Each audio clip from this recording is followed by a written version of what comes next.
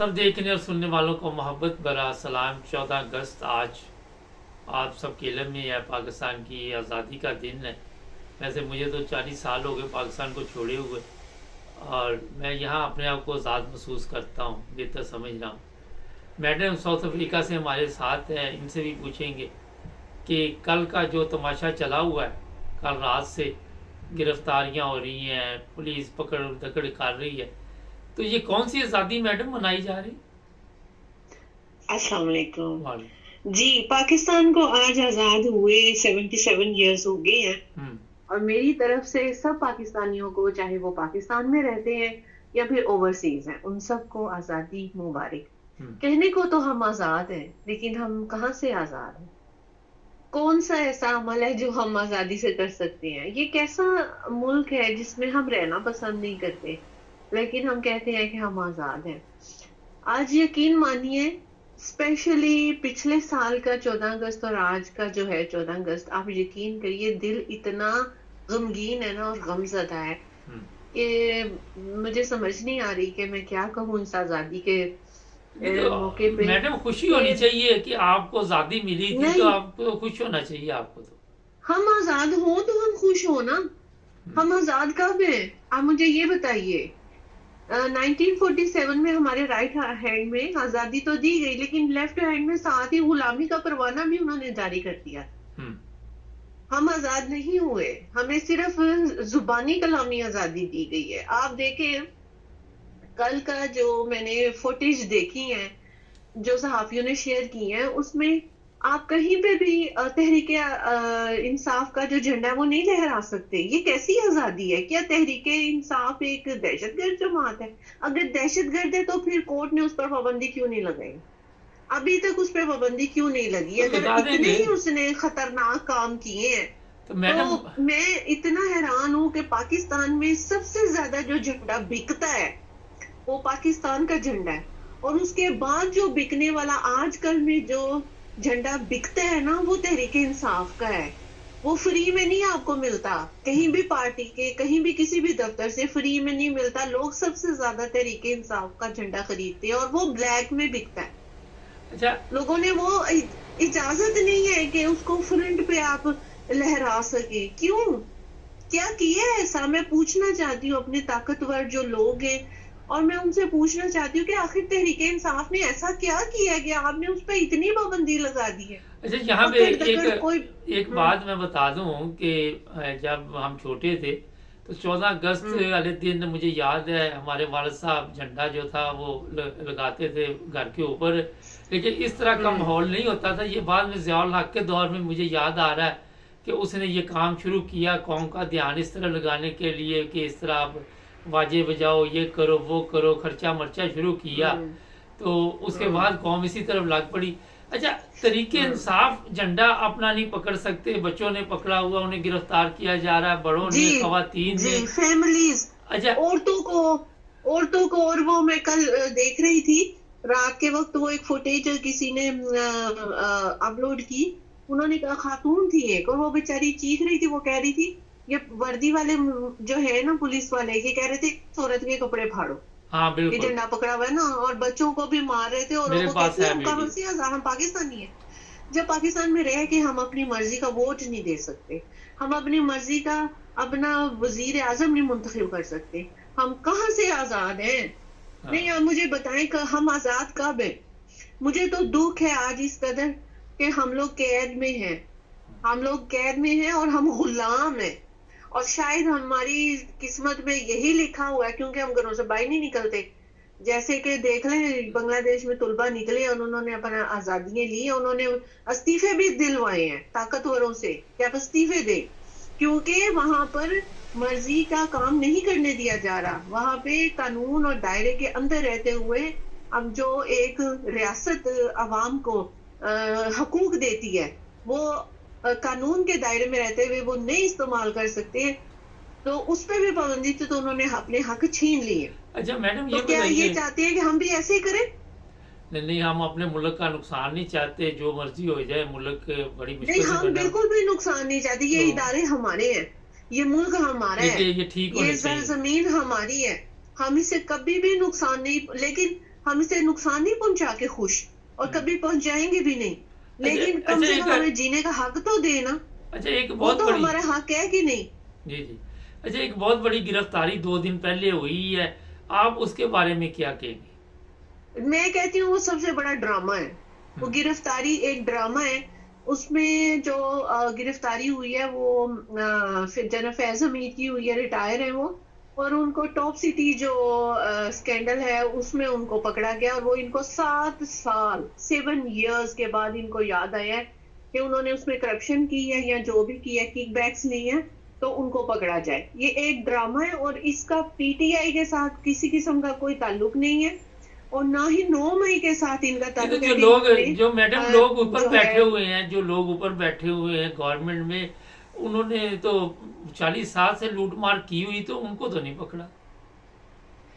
کل میں یہی ایک بات کر رہی تھی، میں کہہ رہی تھی دیکھیں جب لوگ اقتدار میں ہوتے ہیں تو کیا ہماری جو نمبر 1 ایجنسی ہے اور ہماری فوج ہے، کیا وہ سو جاتی ہے کہ ٹھیک ہے اب اقتدار محفوظ ہاتھوں میں ہے لہٰذا یہ جو مرضی کریں؟ کیا ایسا ہوتا ہے؟ جب نواز شریف زرداری تھے، جو کوئی بھی جو سٹنگ پرائم منسٹر ہوتا ہے، پریزیڈنٹ ہوتا ہے، یا پھر جو کوئی آتے ہیں پوری حکومت کے لیے آتے ہیں، کیا یہ ایجنسی سو جاتی ہے؟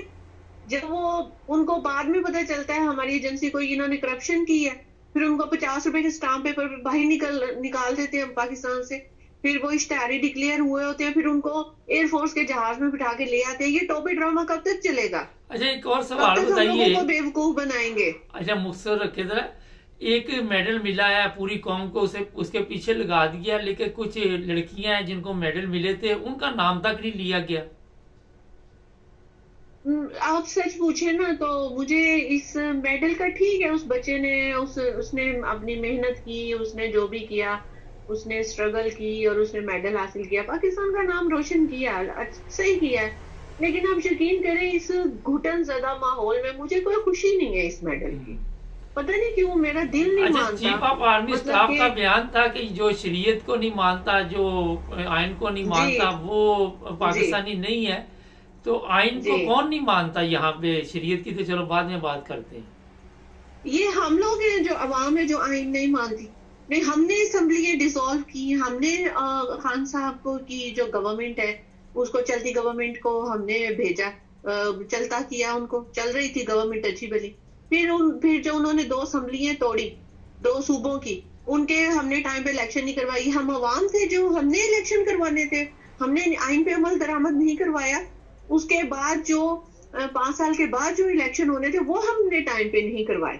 سپریم کورٹ کے احکامات جو ہوتے ہیں، جو فیصلے جاری ہوتے ہیں، ان پہ ہم عمل درآمد نہیں کرواتے. یہ ہم عوام کی ذمہ داری ہے کیا؟ یہ مجھے بتائیے کس کو سنایا جا رہا ہے؟